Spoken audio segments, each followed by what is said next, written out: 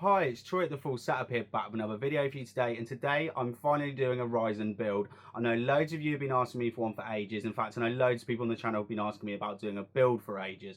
Now, the build that we're going to be doing today is a Ryzen 1400 overclocked to 3.8 gigahertz with an RX 580 8GB graphics card. That's the latest RX graphics card from AMD. It's also going to be in this beautiful Game Max Onyx tempered glass case. Now, this is definitely a full setup PC. This was not a cheap computer to build. The entire build for this did end up costing me close to £900. I did have a look on a couple of American sites as well, and it would be similar. I'd be paying about $900 to build a PC like this. Now, you probably could build a slightly better gaming PC for the money, but that's not what we're building today. It's not just about a fantastic gaming PC. It's also about building a PC that's perfect for everyday use, a PC that's silent and maybe a little bit noisier in gaming, a PC that's responsive, that turns on instantly, that loads apps instantly because of SSDs, no stock coolers. We are building a beautiful PC today. Now, I'm going to take you in for a closer look in a second, and we're going to do like a full build from start to finish, from the whole case,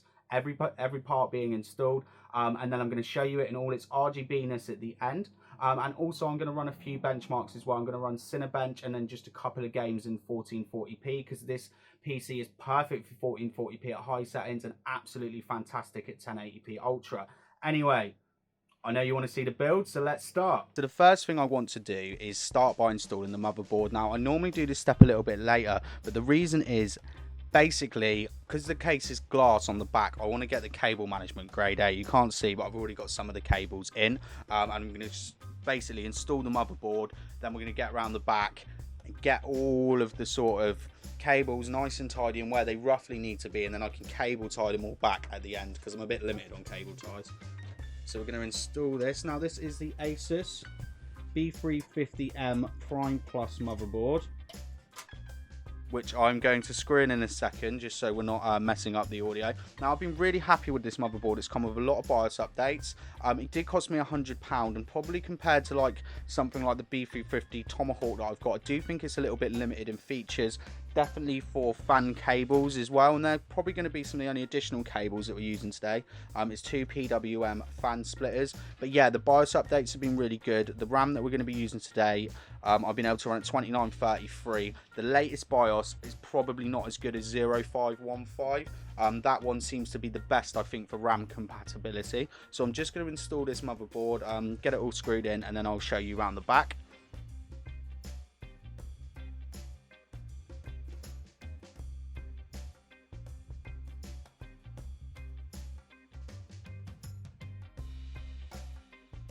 Here we are at the back of the case, and I thought you said cable management is going to be tidy. This looks a right mess. Well, at the second it looks a right mess, but I've really thought about this. So a couple of things that I've done is that I've got my 2 PWM fan splitters already installed. Now, this one here is my case fans, which is going to tuck up in the top here, and this one coming out here is my CPU fans, which are going to come down here, which we'll get to fans in a minute.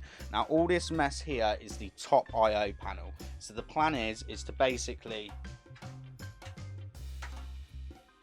do that with it, like come round in and out, and then there's clips here for me to clip it all the way round. Now, there's a couple of other things we need to install as well. Now, the storage solution was originally the SSDs were going to be mounted on the other side of the case here, but there is not a big enough hole for me to get the hard drives installed, so I'm using the 2 included brackets. So that's a Kingston SSD now that I took the sticker off from when it was in another build, 120GB SSD, and then we've got a Western Digital Black 1TB as well. So I'm going to get both of these installed.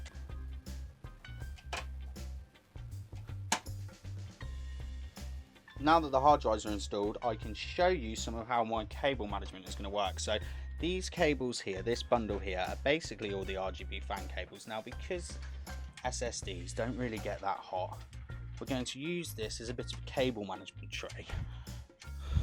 And we're going to tuck that away like that. And that's one mess of cables, almost sorted out. And then last but not least, see, now we've got all the cables that are dropping down.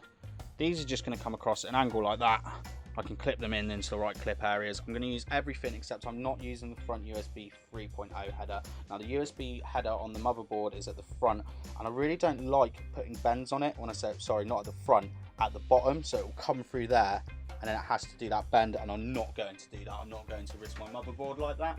So this cable will just get tucked away in the bottom hard drive cable area. Now that I've planned all that sort of cable area out, the last thing really is the power supply. Now a fully modular power supply would be good in this, but I found out the large flat black cables going up weren't going to clip very well. So you probably want a modular power supply where you've got braided cables. Now to buy all of that is quite expensive and I can't afford it at the moment, so I've got an EVGA 600 watt white power supply. So this is quite compact, so I can just pop that in here.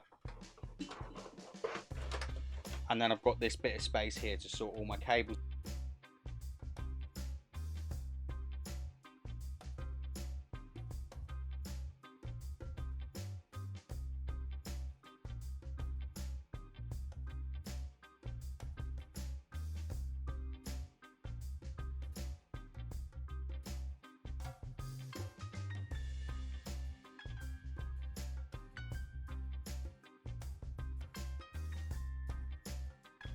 So looking at the front, and everything looks absolutely perfect, all ready to go. Again, fan cables that I've got to sort out, but we've got a PCIe cable coming up. Everything looks fantastic in there. The only thing I was a little worried about was just the SATA cables. They're a bit of an awkward bend, so I'm going to try and work that out a little bit. But I think it's time to crack on with the rest of the build. So now that I'm super happy with the cable management, I've actually, you know, made my processor look a little bit nicer, so I've cleaned it off. You can actually see the Ryzen logo now. And what I like to use to remove thermal paste is I actually buy the Pro or whatever it's called, you know, the 99% alcohol, but I buy it in a spray bottle, and then what I can do is I just spray it like right into the tissue like that, so you're not worried about pouring loads on. You can just slowly clean it off. So I really recommend, you don't have to buy it in the spray bottle, but at least put it in a little spray bottle. Now, as you can see, for the cooling solution, I have already skipped a step, so I've installed two Corsair SP120 fans.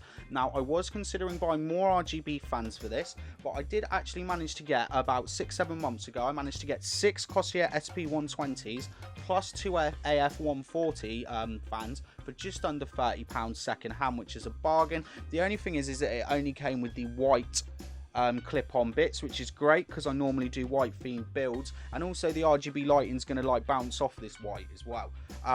So we're not just going to go with 2 of these installed today, we're actually going to install 4 in the case. So where's the 4th one going? Well, the 4th one is going to be, because we're going to be using a Corsair H55 radiator in push-pull configuration. Now, the Corsair H55, as of current, you know, what month is it? We're on April, doesn't come with the AM4 bracket. These are the screw kit. It doesn't come with this out of the box. They're updating them at the moment, but you can order the bracket from Corsair. It was on pre-order for a while, but now if you order it, you will have it within 5 days. Also, you might notice that this doesn't look like a Corsair H55, and that is because, let me try and rest this down, that is because the center cap is actually removable. So I've spray painted that white, and the reason I've spray painted that white is because I did this ages ago, because when you put it in some systems, the logo is upside down. So I'm going to go ahead and get this installed, and then we can start looking at the RAM configuration and moving on to the RX 580 graphics card.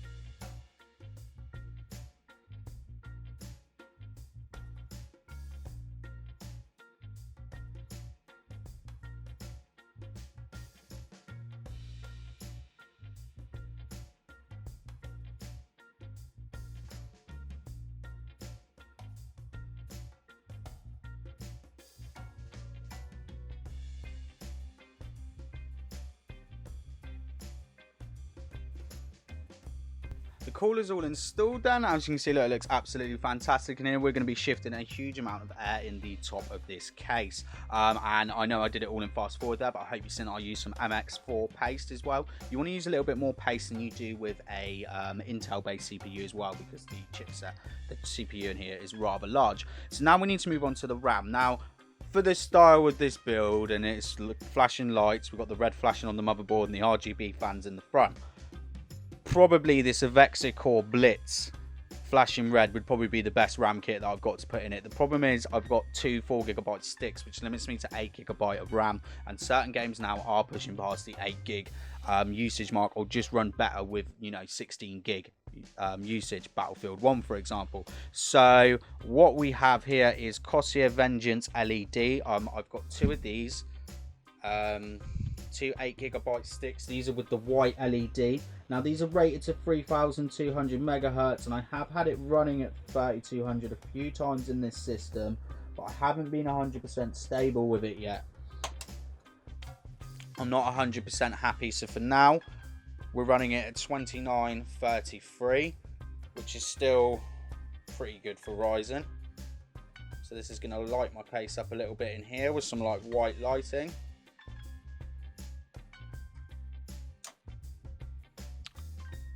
So there we go, that's all installed. So really all we need to do now, sort out the last bit of cable management around the back, and then I'm just going to get this RX 580 graphics card installed. I know that's what you really want to see.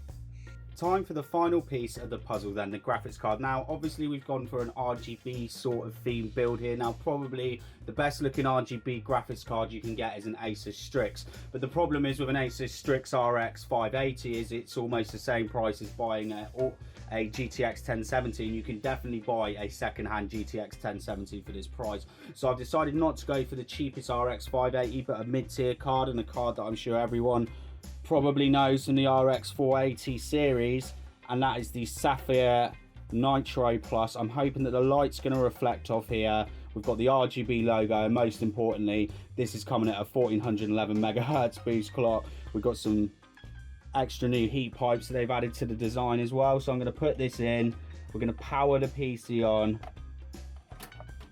and then we're going to see some benchmarks.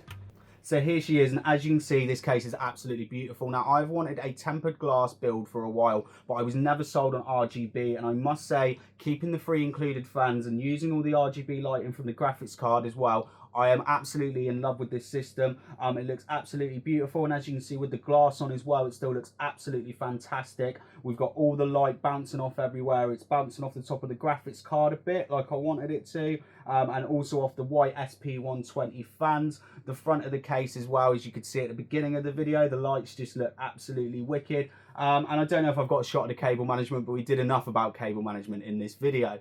So I think it's some time for some benchmarks. Now, I still haven't finished all my 1080p footage of the RX 580 with this processor yet, but I will post my compilation footage when it's ready in the description. But also, I would definitely go take a look on my channel because I've already uploaded some 1080p footage. Now, what we're going to show you in a second is basically I'm just going to show you Cinebench, and then I'm going to run a few games at 1440p, but I will apologise, they're being upscaled to 4K. But if you want to see more Ryzen gaming videos, I mean hundreds of Ryzen gaming videos, please make sure you go over to my channel, please subscribe, and I'm going to be back with a Ryzen 1700 build, hopefully within the next few weeks. Thanks for watching, goodbye.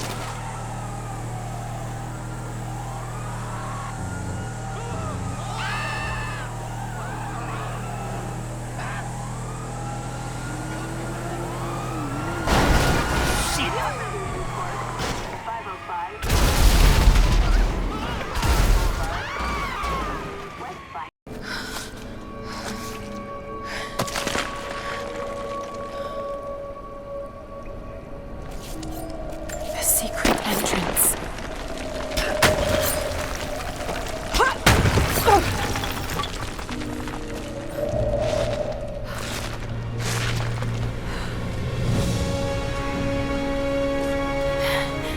It's amazing. If only Dad could have seen this.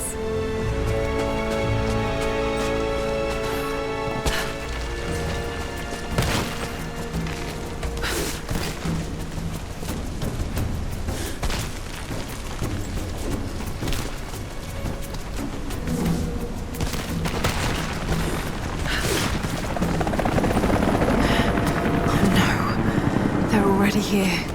Got to get inside.